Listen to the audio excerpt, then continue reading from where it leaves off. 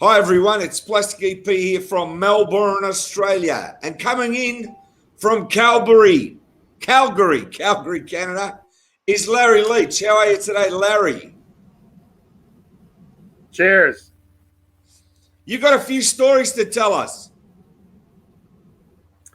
Yeah, well, back in 1994, I put on a memorabilia show here in Calgary, and I brought in this guy you may have heard of. He was once with a band called the Beatles.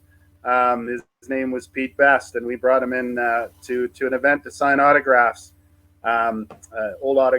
We had some nice old pictures of him with the Beatles, and that was back in '94. And that time, Backbeat, the movie Backbeat, had just come out.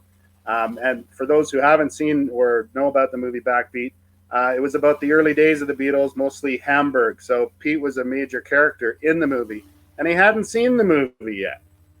So one of my vendors at the show actually was involved in the movie business quite heavily and found us a private screening room where we were able to screen the movie Backbeat that Pete had never seen. So I sat right next to Pete, watched the entire movie, and got to experience it with him for the first time for him to watch himself on the screen. And the coolest part of that story was his wife was sitting in front of us. She turned around, looked at Pete at the very end of the movie, and said, "Well, that was a bunch of bollocks, wasn't it?" And I asked Pete, I said, "Well, and he said, "Well, it was entertainment, of course, right? They took liberties with the true story." And I said, "Well, what's an example?" And he said, "Well, in the movie, John Lennon hugs Stu Sutcliffe. John Lennon would have never hugged another man in the '60s. That was not in his nature or in his personality at all.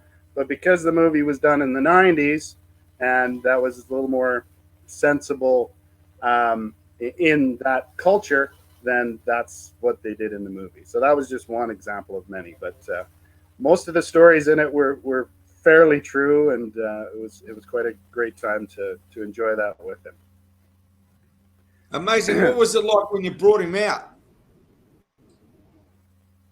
Well, the two times, so I had him at the memorabilia show, and then I followed that up with actually booking him and going on tour with him as the road manager for his band, the Pete Best Band.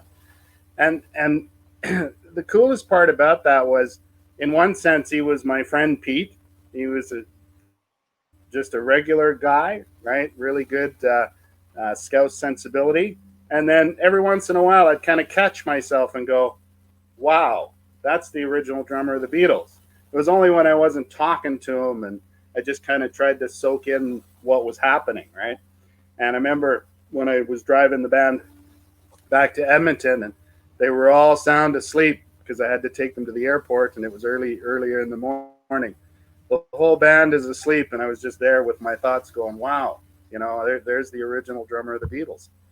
Um, and one of the neat things about hanging out with him is that, of course, there's a lot of reporters and a lot of questions around the early days of the Beatles. So I got to sort of be there and listen to all these stories. And one of the coolest stories, you may have heard that in the early days of the Casbah Club that Pete's mother, Mona, owned. It was in their basement. They had all the Beatles over to paint the walls. And they were, John Lennon had a paintbrush in his hand. And Pete tells the story that John was on the ceiling painting his caricatures, typical to what you might see in a Bag One or one of those, his books as well, those little characters that he liked to draw. He drew them all over the ceiling. And of course, Pete's mother comes downstairs and says, "Hey, quit fooling around and paint it." Of course, he painted over them. And Pete often wonders what it would have been like if they'd have left those caricatures there, and what a tribute to history that would have been. Exactly. That's amazing. Yeah, And how did the shows yeah, it was go? real The fun. signings and all that? Well, the signings it was interesting. In '94, Calgary and really Canada wasn't ready for the big memorabilia show yet, and I was a little ahead of my time there, so we didn't sell out. In fact, I lost quite a bit of money on it, but there was a young 15-year-old comic book artist at that show who now does the Calgary Comic and Entertainment Expo, which is the second largest expo in Canada. So it took some time to get that kind of popularity, but at the time it went okay. The shows in '95, when we had them at the Hard Rock Cafe Calgary for 2 nights, the Hard Rock Edmonton for a night, and Prince George, and those shows were all sold out, packed. People were very, very excited. And in fact, the show in Calgary, I met a few lads who were big Beatle fans. And from there started a Beatles fan club in '95. And that was right around the same time as the anthology came out. So the timing was perfect because Pete had, I think, 3 or 4 songs that he played on the anthology. So he had actually made quite a few bucks off of that finally years later. I got Charles Rosenau on the line now on the text. He does a lot of Beatle Fest. He's got a big thing happening in October, John Lennon's birthday, called Remembering Lennon. Yeah. Imagine 80. Have you heard of that? That's happening in Connecticut. Oh, wow. I wish we could travel. He goes, Pete is the best. You'll find out all about it. And I've got Melinda Reid on, and she says hi. So people are coming in and listening to the story, and that's great. Have you got something there to show me as well? You got a few things to show? I got a few neat things that I pulled together. So this was a drumstick that I had Pete's on. I don't know if you can see it very clearly, but there's this little golden signature on there. Yeah, and then one of the biggest honors of my life, the Pete Best Band put out a CD, and of course it's called "Once a Beatle, Always," and it's got the old Mersey Beat photo with Pete on it.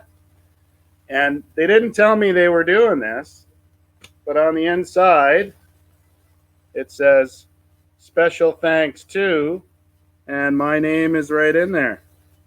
That's great.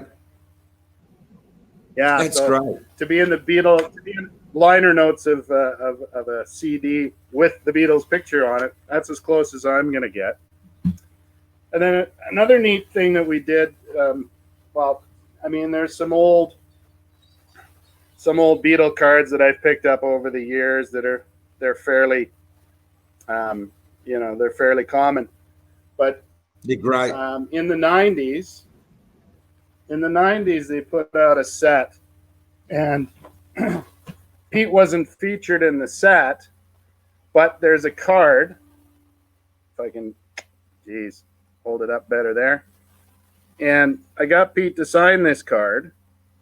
Great. Because on the back, it talks about George having a black eye in the photo. Yeah, that's right. And George had a black eye because one of the fans punched him because they got rid of Pete Best.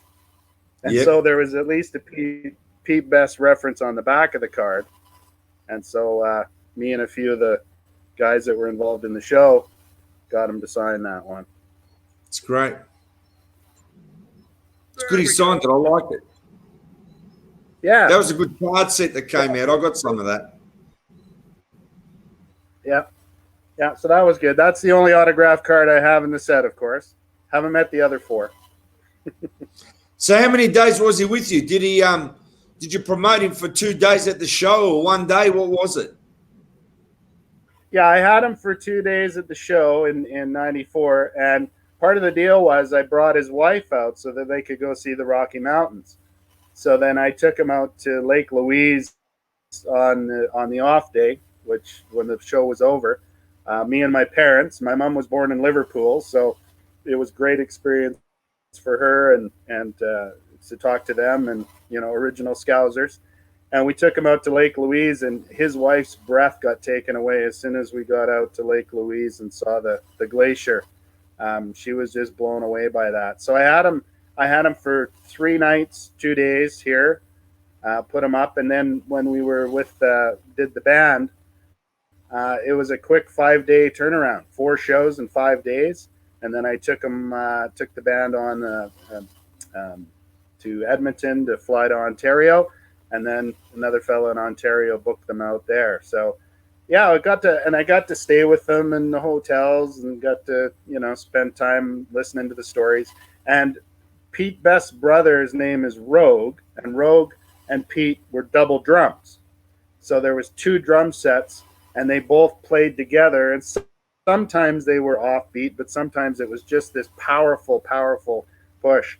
If you listen or hear about the early days in the Cavern, a lot of people like Bob Wooler, for example, who was the doorman at the Cavern, would talk about the fact that they just had this massive, mean, moody backbeat when Pete played with them.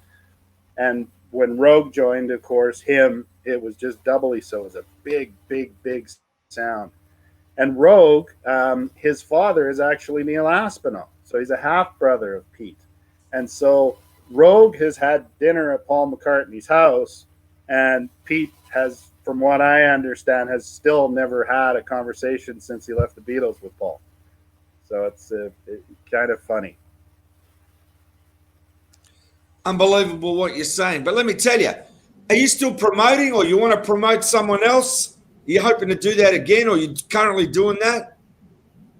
Well, I'm in the area of community building right now. So I have an organization I'm with called 12 Community Safety Initiative, where we work on safety issues in the city and so on and so forth. I have a friend, Nathan, of course, who you know, Nathan Lou Shampoo, who has a wonderful band called All You Need Is Love. Yeah. Yeah, and so we love to go out and see them play. Another friend, Joel White, who is part of the Beatle fan club, has a band called Blacklight that we love to go see play. They play classic rock. But yeah, I do it more for entertainment and enjoyment now than I do as a business. But I was also in the memorabilia business back in those days, so I have lots of memorabilia. So my wife started posting some of the stuff on eBay under the Autograph Man 1. So if you want to look up some of our stuff, we've got everything from hockey autographs to sports autographs and all kinds of entertainment stuff that we've been posting over the COVID Can I say period, something? we've had time to do it. Sure. You know the ice hockey player Stamkos? What's his first name? Steven Stamkos, yeah. Do you know that I'm related to him? You look just like him. No, I want to explain. Through marriage, sure. I've met my dad, his sister, married Alex Stamkos here in Melbourne, and they got 2 kids, right? Nikki and Paul, my first cousins, and they're related to the family there in Canada. I've tried to contact him. I've got to contact him. I haven't contacted him. How's that for a small world? And he's one of the best hockey players in the world. Oh yeah, He's over the last 15 years, he's been one of the top 5 players in the league. Yeah. Yeah, I've got to contact him. I've got to get him. I've got to tell him. Yeah, absolutely. That's a small world. Anyway, Larry, I want to tell you, it's really great what you did then. And as I said, what an experience to promote Pete Best out there in Canada. And I mean, some really fond memories.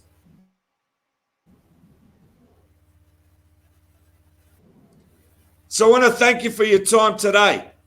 Sorry, thanks, cut Larry. Out a bit there. No, that's right. Yeah. I want to thank you for today. Thank you. Cheers. And you got some really fond memories there. All the best, Larry. Absolutely.